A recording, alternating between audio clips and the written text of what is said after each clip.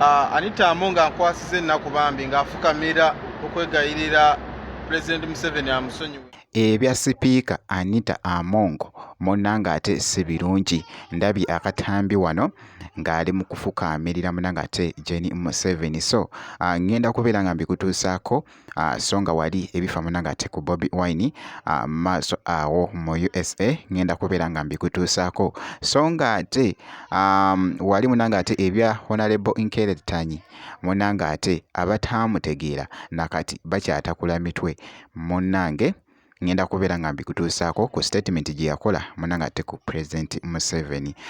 So nga ate Spice Diana akozemuko vibe n'oluyimba lwe munnanga ate remix nzigulawo bampita Jaminati nsinzira ku Jaminati Yugi wabula kansooke nkutegeeze nti w'obeera nga tonaba kulayikinga video ogirayikinge kosa ate n'okusubscribinga kasita obeera nga tonaba.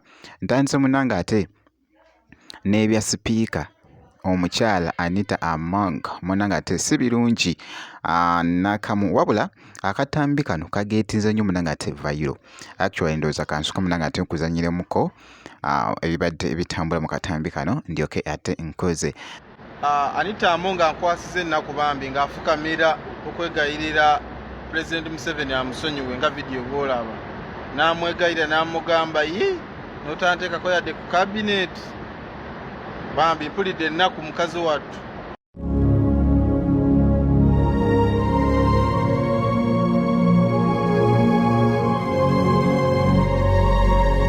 Era nga bikyayogeza munnanga ate abantu obwama nti sipiika munnanga ate Anita Among nga taweereddwa munnanga ate kifo kyonna. Eba naye gavumenti eno erina engeri gyekusalamu levo.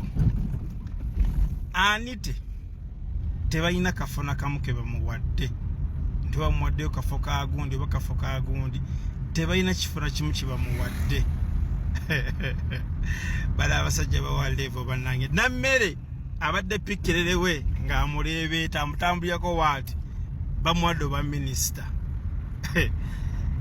Anita ye muntu gwe nakasooka okulaba ng'ovudde ku kifo ekyoba sipiika wa paliamenti buli ava ku kifo ekyo either bakuwayo ogufa ogw'amaanyi oba kitegeera. Olaba ne Kadaaga eyabayeekera baamuwaayo akafu. Kadaaga baamuwaayo akafu naye Anita tolina woomulaba. Esaidi so byebyo munnanga ate bikyagenda mu maaso naye akatambi ako actually ndowooza si katuufu abadde AI kankubuusizeewo munnanga ate okitegeere so nga nkwongeddeyoko wali kaakati nno abataategeera munnanga ate Honorable Nkeretanyi muganda wange nakati bakyatakula mitwe. Omusajja ono yakola statement mu maaso ga Jenny Museveni nakati bikyayogeza munnanga ate abantu obwama.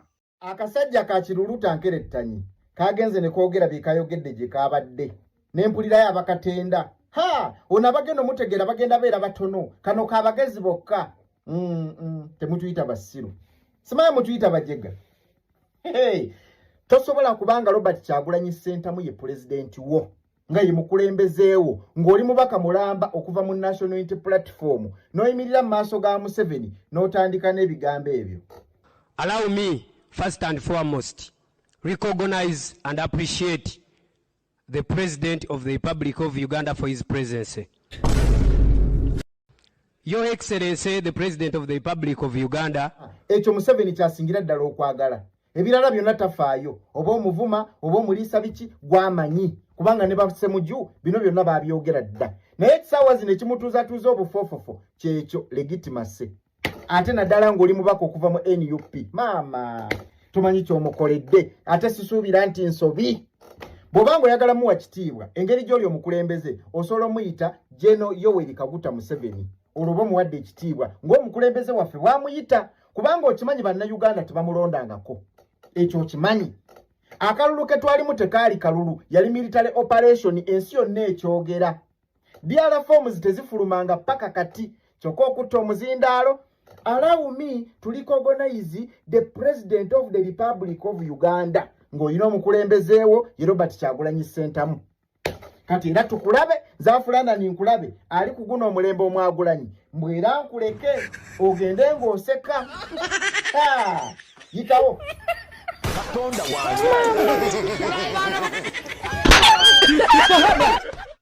bagamba nti nno omusajja bannange nkerettanyi nga musajja mugezi akola statement naye nga muganda wange weetaaga okubeera omumanyi n'osobola munange ate okuvvuunuka kye yali ategeeza. So nga nkwongeddeyoko omwami munange ate Bobi Wine ndabye akatambi wali akabadde katambula. Omukulu Bobi Wine akyali munange ate ku mirimu emitongole wali munange ate mu US.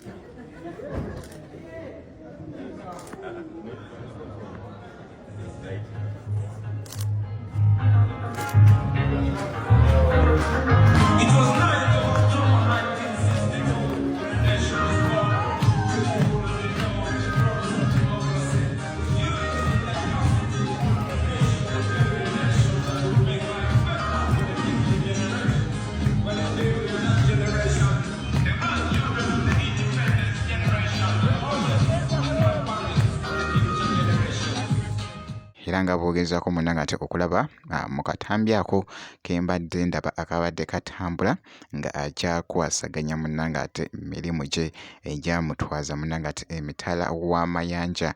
So nga nkwongeddeyoko omukyala munange ate Spice Diana avuddeyoko mu katambi kano.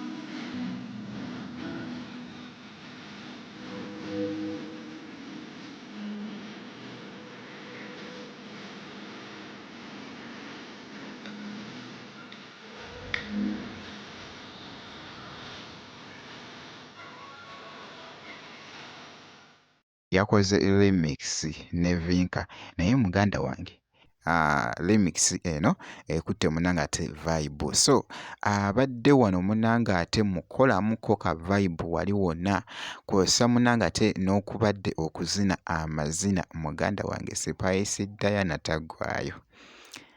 Oh my God, kiwadde munange ate kikambwe nnyo wabula kyenjagala okutegeeza nti no kakasa nti osubscribinga ebisigadde byonna tujja kubeera nga tukuwa update kasita obeera ng'osubscribinze.